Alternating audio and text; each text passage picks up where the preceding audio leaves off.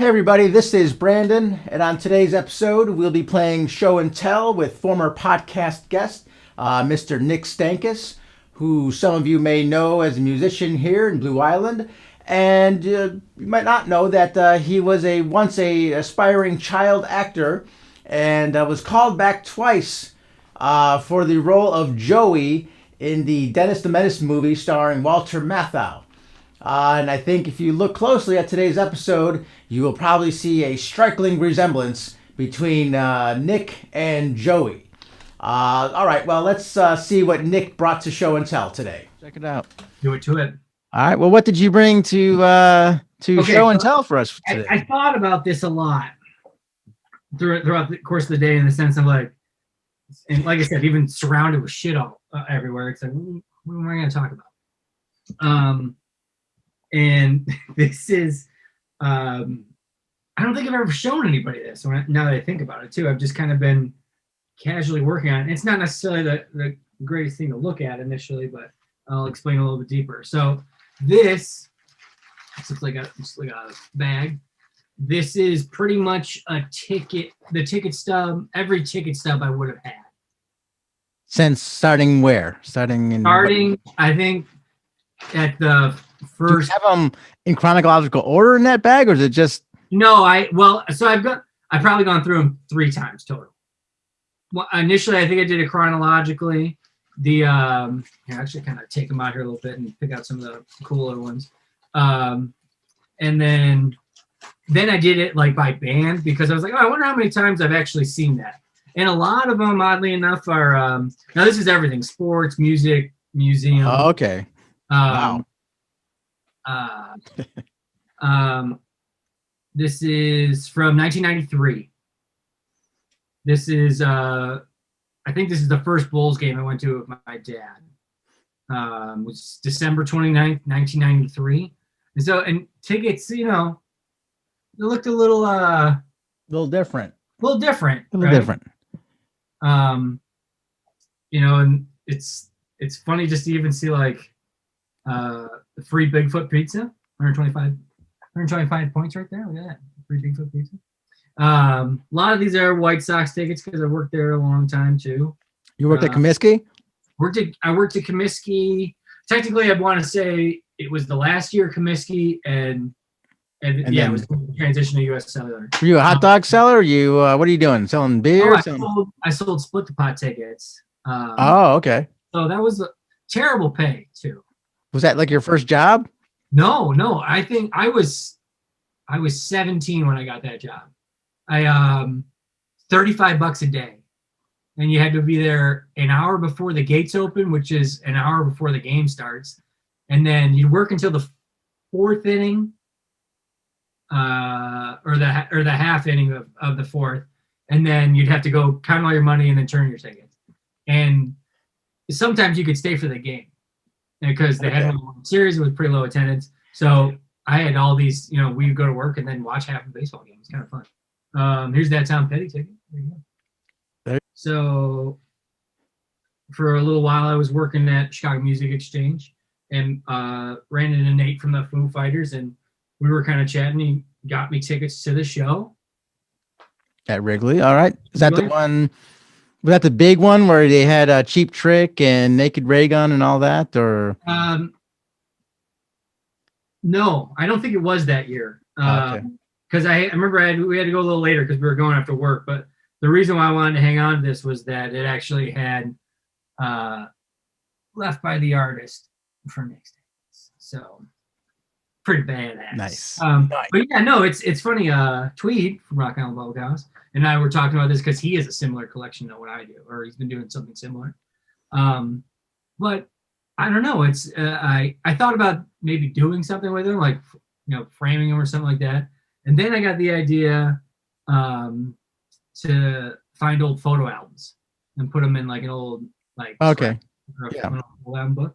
But just haven't found the right vintage photo album book. Want to throw them off or binder, whatever you want to call it. Trapper keeper of photo albums. So Ziploc bag is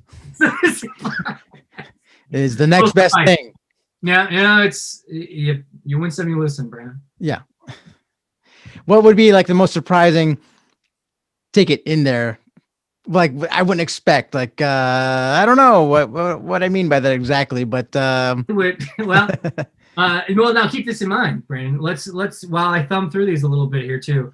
Now this involves sports, yeah, concerts, comedy.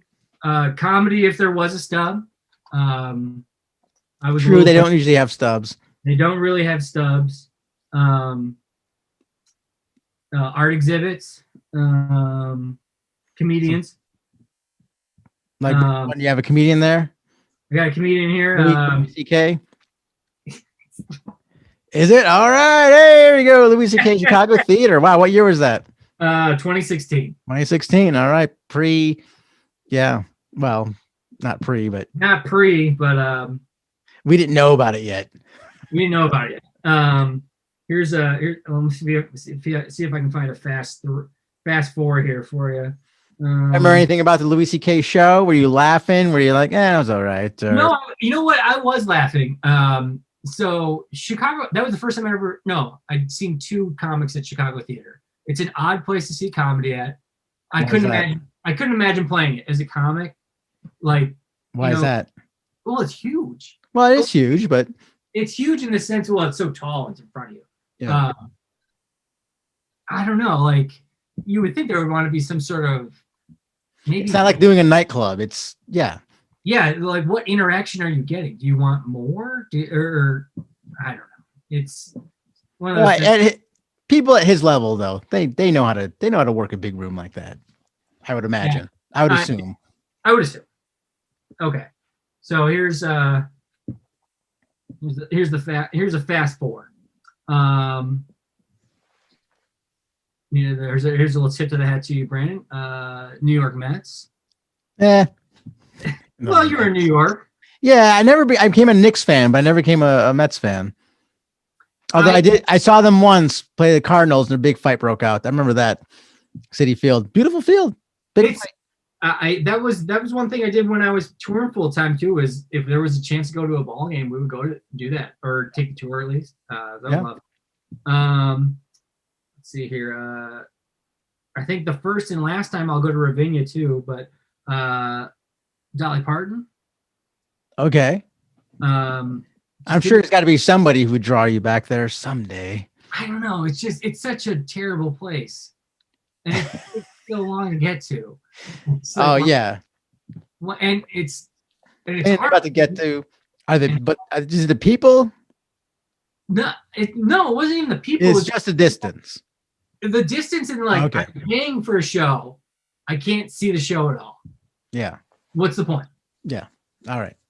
If you and I want to listen to live music on CD in your backyard, we can do that.